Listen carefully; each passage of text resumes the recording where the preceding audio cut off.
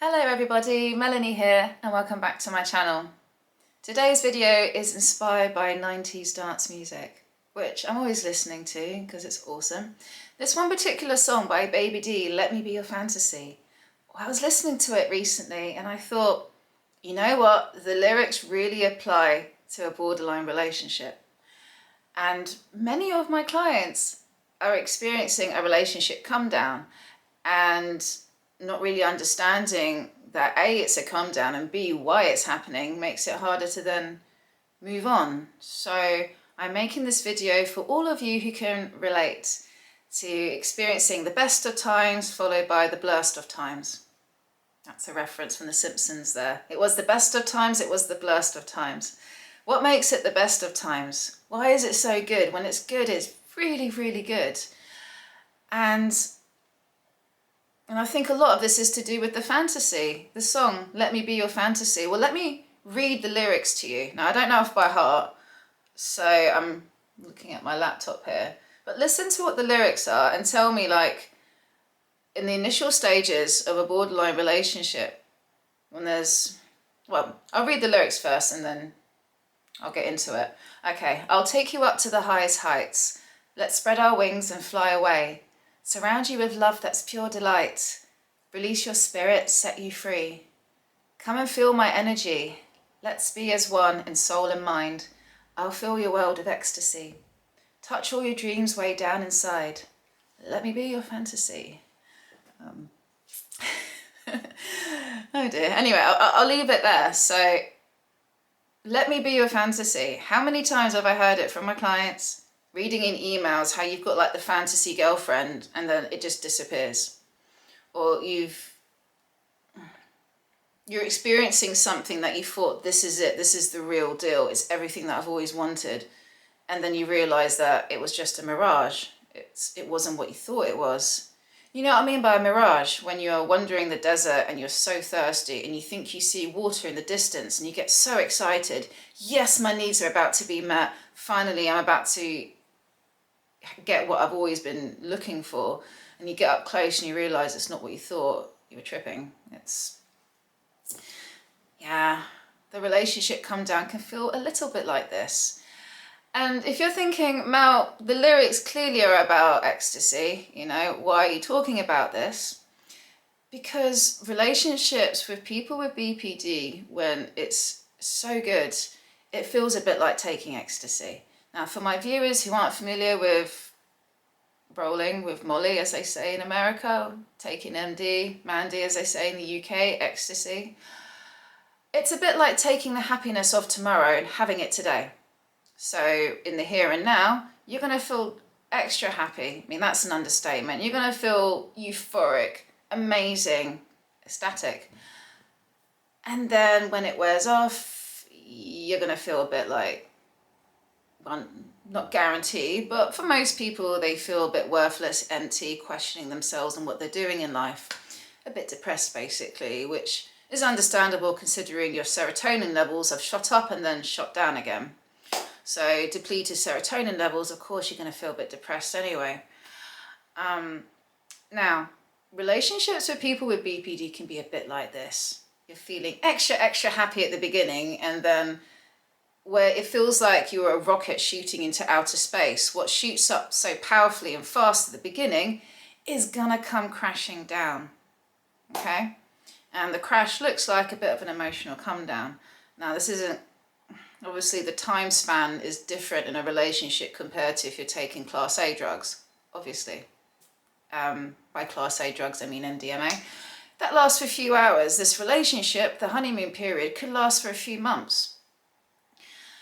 And in that time, it is enough time to get so attached to this person that then when they've changed their minds, which I'm going to get into in a minute, what happens, it's like so traumatizing. It's so shocking that this person that you thought was the one is now seemingly uncaring and has moved on or has changed their mind and blamed you for it.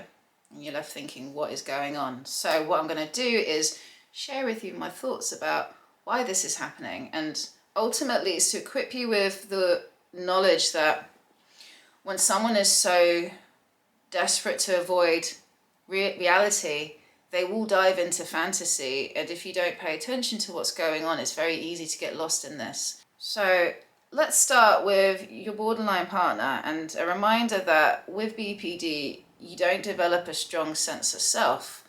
People with BPD, especially when they're quite far gone with it, they don't really know who they are.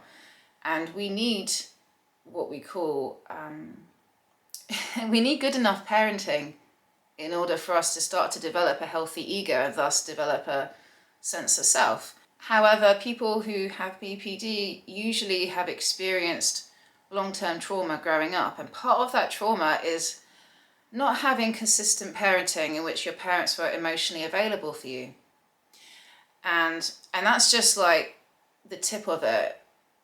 To have parents who are downright abusive and neglectful, what this happens is that the person, when they grow up, they haven't really been seen. They haven't been consistently seen by the parent. And Winnicott, he has this theory that children need this being held, being seen, being mirrored by the mum, basically, in order for them to experience a continual sense of being.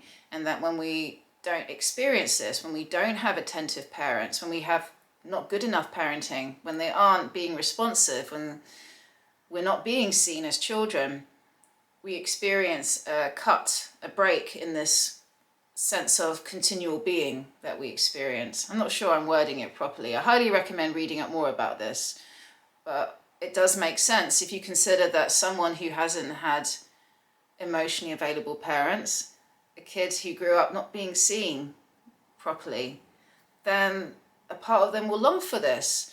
And combined with not having a really strong sense of self, people with BPD can easily be like chameleons, I guess, and will want to mirror the interests of someone whom they have idealized or put on a pedestal. Like, I really appreciate that in you. I also want to be that. And a lot of mirroring happens in BPD relationships. And there's a lot on the internet which makes out mirroring to be like a very sadistic thing that narcissists use. I would argue that yes, this can be done with intent, meaning that people can intentionally mirror someone, meaning that they are mimicking interest in what the person's interested in, pretending to be into it like you are, so that you learn to trust them, to develop a fake sense of connection. What I'm saying is that some people aren't doing this consciously. That's why it can be hard to see it when it's happening with someone with BPD, because oftentimes they are so desperate to avoid the reality, the pain of reality, that they are willing to jump into a fantasy. So if you come along and you tick all the boxes, then if they have any sort of shared interest, it gets amplified when they put you on a pedestal. You know, not only do they agree with you, but they really agree with you. Something that you like doing, they really like doing as well. And I think a lot of this is their own projecting their inner gold onto you.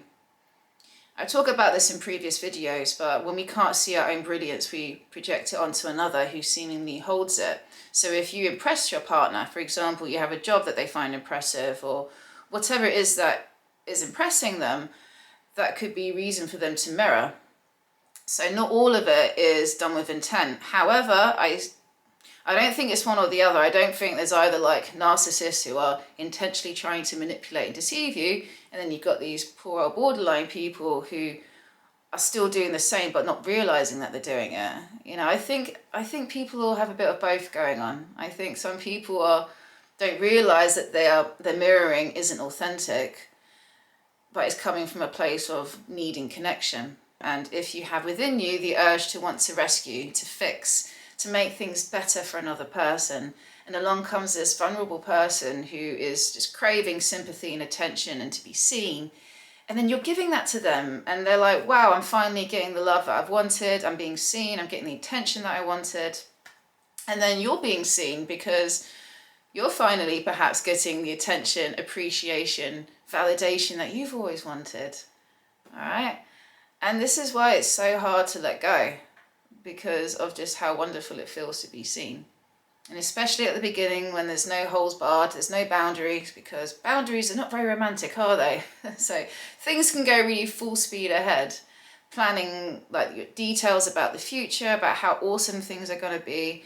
And it's intoxicating, as well as to be seen as, to have your purpose in life now made so obvious that it is to make this person happy and to share your life with this person because it feels so wonderful to do so. And then that all gets taken away from you. Why is that? Because people who like to live in fantasy about how things should be, how things could be, as a way to distract themselves from the pain of reality, it's not going to last for long. You eventually will be human. You can't live up to someone's expectations all of the time.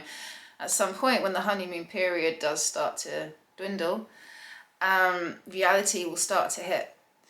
And when someone has a habit of externalizing the locus of control and blaming others, it will be a matter of time before they start blaming you. Okay, so this is why it's so important when you start to get to know someone, whether it's a friendship or something romantic, listen to how they talk about others. If someone is in a habit of trash talking others, it will be a matter of time before they're doing it to you. Right? If they are talking about how it's always everyone else's fault when something goes wrong, then at some point you will be the villain as well. At this stage, at the beginning, you're the rescuer. Because when someone, and really the issue here was victimhood. Someone who has an attachment to a victimhood complex, like they see themselves as a victim. Everything is translated as I am the victim. What defines a victim but someone who is a perpetrator? Someone who's being victimized, well, who is doing the victimizing? They need that person to play this role for them to play the role of victim. Yeah, and they need someone to play the role of the rescuer, whether you're just listening to them, providing them with an opportunity for healing by offering an opportunity for something different. You are rescuing them from the pain that they're going through. But for as long as they're externalizing their pain, oh, it's because of this is happening, that's why I'm feeling like this, because this happened, this happened, this happened. You keep giving your power away every time you do that. All right, obviously external situations create conditions which can influence you to act a certain way, obviously, but ultimately your actions are your choice and your choice alone. Your thoughts that you're thinking, the emotions that you're feeling, your actions, your behaviors, it's all coming from you and only you. And until someone is truly aware of this, realizes this, and is practicing this, they're not going to change.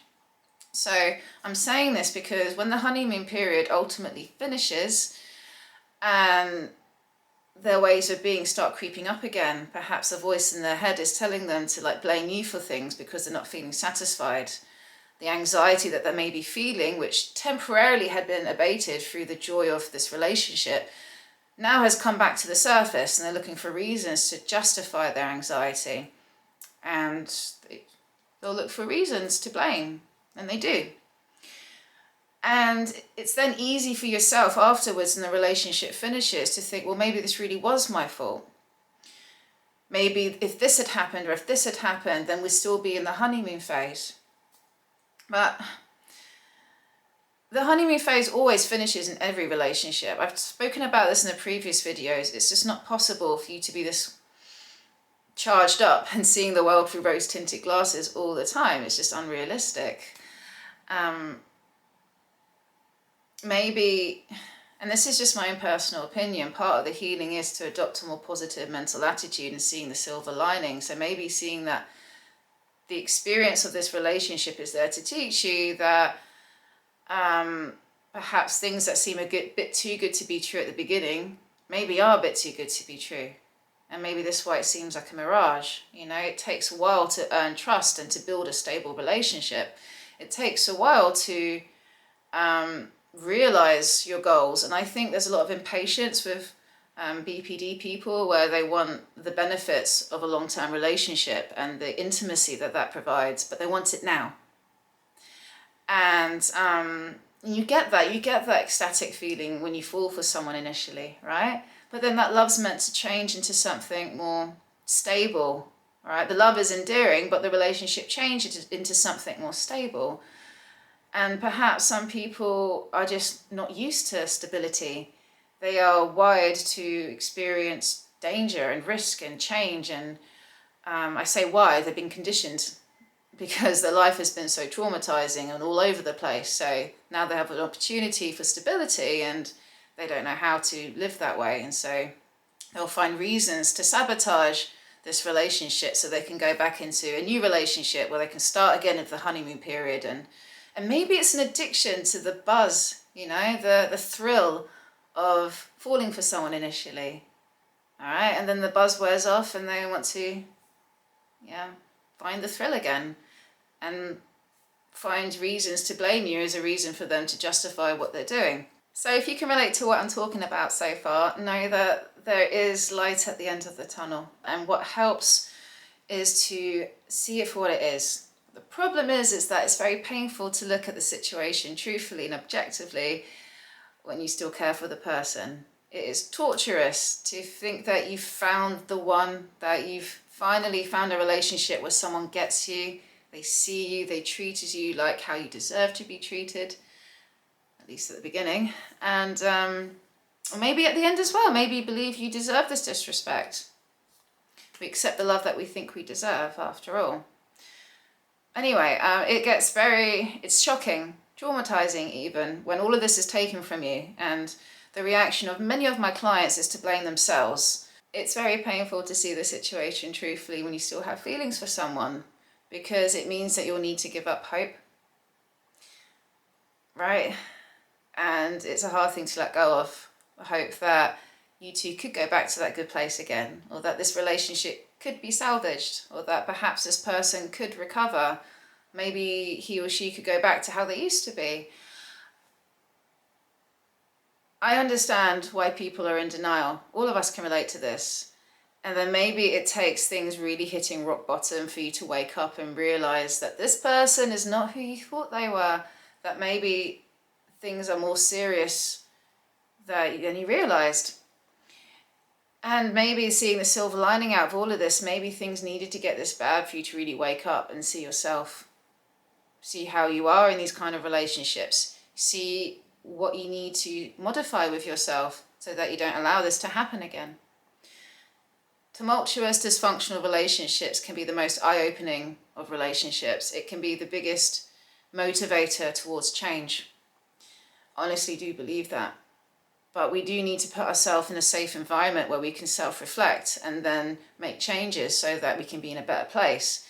And a lot of people are stuck in like an interim, they haven't moved on, but they can't go back to where they were. They're not in the bliss of the relationship, but they haven't moved on yet. And it's a very painful place to be in between. So what helps is to relax, to take some time out, because no doubt you might be obsessively thinking about this, as a lot of people share this with me, constantly thinking, why, what did I do? Replaying things over and over again. And you end up torturing yourself a bit, because even if you had gone back, say if you can wave a magic wand and go back in time, if someone keeps externalizing the locus of control, if someone keeps blaming others because they always see themselves as a victim, what could you have done differently that would have ensured a different outcome? All right? When someone wants to see a problem with you, they will see a problem with you. Okay? Think about that. If someone wants to see you as the issue, as the villain, then they will look for things like what we call confirmation bias to confirm that, aha, you are this way. Maybe they will provoke you and push and nag or whatever until you snap and get angry. And then they say, aha, you are this way, I was right, therefore I am justified in how I'm treating you. I am justified in these thoughts, and now I can leave without feeling guilty. Yeah? So I'm not saying that this is happening in all relationships, but this is just one example. When someone is quite unconscious, that they end up sabotaging chances of happiness. If you want to see whether this relationship can be salvaged, whether it can work with someone, and this applies to friendships as well, not just relationships. Think, how attached are they to their victimhood identity? For as long as someone is attached to being a victim, they see themselves as a victim, then will they be motivated to do things that mean they're no longer a victim anymore? Because all of their life they've been using their victimhood status to augur sympathy from another person. to get attention. So if they stop doing that, then who are they? Right? It's a deep question to think about. When someone is so attached to ways of being that it forms their identity, it's hard to let go. And oftentimes it takes one hitting rock bottom to truly see that this isn't a way to live, that I need to change. So I'm saying this because if you're blaming yourself, well, I'm sure you did do things that contribute towards it. And this is why I offer my services. If you want to talk about it, so you can make more sense of what happened. Maybe all of this was a learning experience for you to become more discerning with whom you share your time and energy with, and your thoughts with, and your secrets with, because it can be used against you. And it is so painful when you really open up to someone, when you're not used to opening up to people, and then they just disregard you. And it feels like, was this even real? Did this actually happen? And maybe it might make you feel wary about trusting someone in the future, because what if this happens again? So, in my opinion, the best way to recover from this, as well as to make sure this doesn't happen again, is to meet your own needs that you've been hoping for someone else to meet. What I'm saying is, if someone comes along and shows you attention and sees you and boosts your self-esteem in a way that you so desperately need, it will be harder to see when someone's intentionally doing this to deceive you. It will be easier to spot when someone is love bombing you when you don't need the love bombing. Do you get what I'm saying? So, learning to love bomb yourself, is that the right thing to say? Learning to appreciate yourself and finding ways to become more emotionally independent is what's going to save you. And maybe you needed to go through this relationship for you to realize this. The consequences of unhealthy codependent relationships. You're living it, all right? When you become dependent on someone seeing you, and that gives you reason to live, that gives you purpose in life. And then when this is taken away from you, what do? Maybe it's life's way of saying you need to learn to become more independent for yourself. And so why not learn? And it's fun doing it. It's fun learning to become more independent. It's a process, don't get me wrong, and I'm happy to share this with you. This is part of the coaching that I offer. So if you feel after watching this video that you could benefit with this, please do get in contact. Send me an email, maybe I can help. One thing I would like to end with is the concept of being lost in a hall of mirrors. A client shared this with me and I thought this was brilliant. This is what it's like dating someone with BPD, where it's like entering a room where you're surrounded by mirrors and they're all a bit distorted. So in each mirror, you're seeing a different version of yourself. And at the beginning, this is thrilling. These are all positive images where you're seeing yourself looking at your best. And it's easy to get lost in that. You're not looking where the door is. Instead, you're looking at all these reflections thinking, blimey, I look good. Wow, and it feels good. It feels good to be seeing a good image, right? And then it sours, the relationship sours, and then all these images become really distorted and you're seeing these terrible images of yourself. And you're like, am I actually like this? And then you get lost. Rather than thinking, well, where's the exit? Instead, you're thinking, is this how other people see me? Am I really like this? Which is the real image? Which image do I trust? The healing comes from when you're no longer staring at these distorted images, but instead trusting that you're all of it and then some and none. It's both and. Yes, there is some truth in these images, but that's not the whole truth. You're more than this. All right? So remember this when your partner is blaming you for things. Yes, there may be an element of truth in it, but it's not the whole truth. Okay?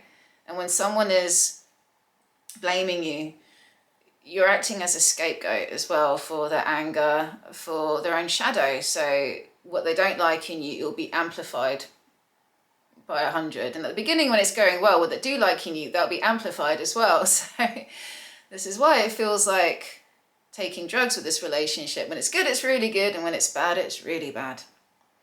So this is what happens when you date emotionally unstable people that like to build castles in the sky. Another good dance music from the 90s. Why do we build castles in the sky? Because it's more fun to do than building a house in reality. Anyway, I'm going to check there's nothing else that I need to mention.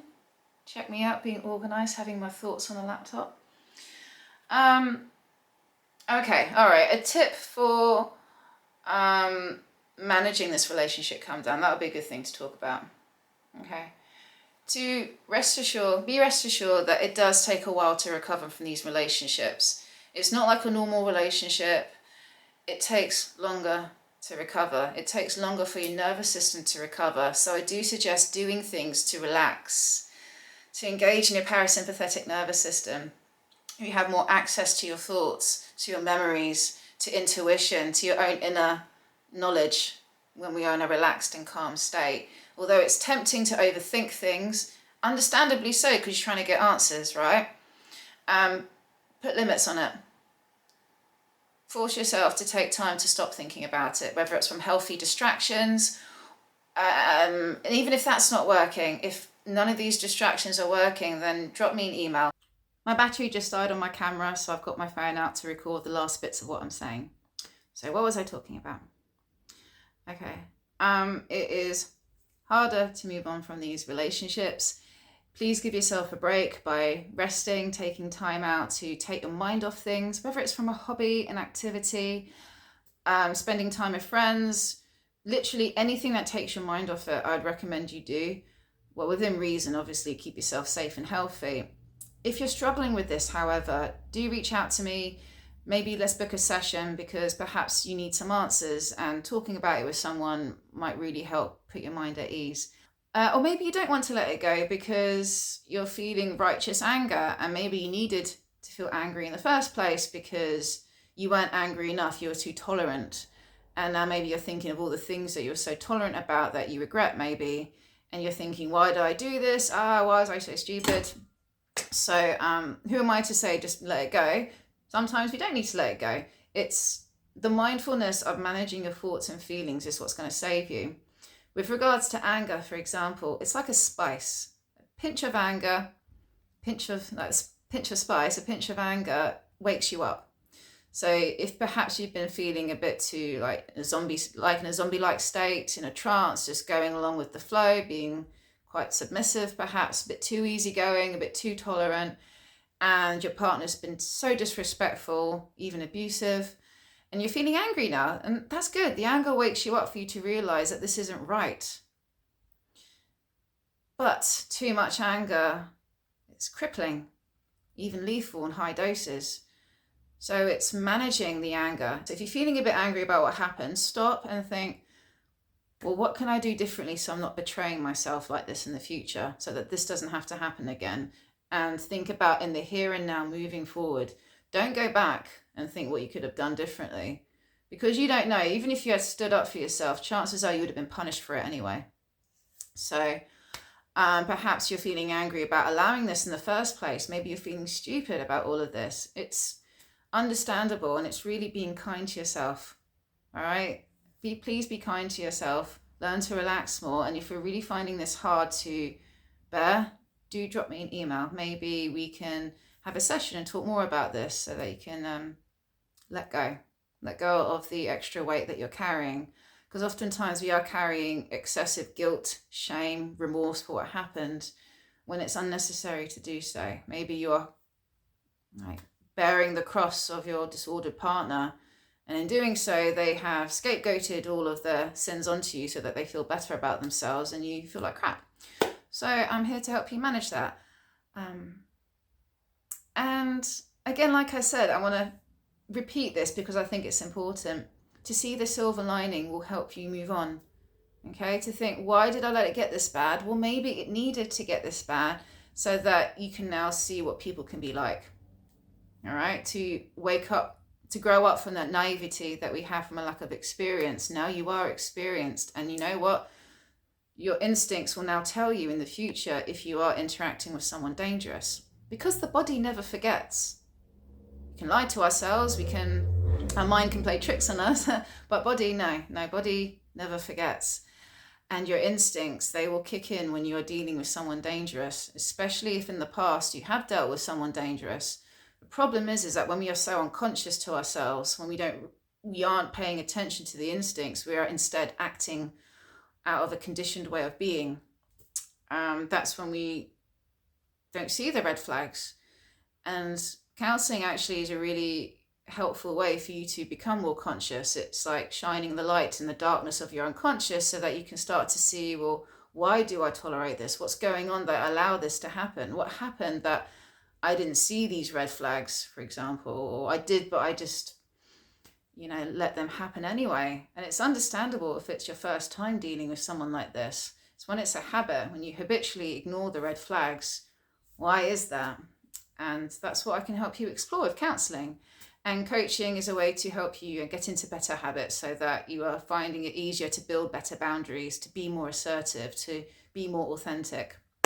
So I'm going to leave it there. I hope that you found this video helpful, and share with me your thoughts. Do reach out to me by email. I'd love to hear from you. I love reading emails. Even though comments are disabled, I do like hearing from you. So please email me if you've got any comments, questions, if you'd like to hear more about my services. And I'll leave it there. All right, until next time. Bye for now.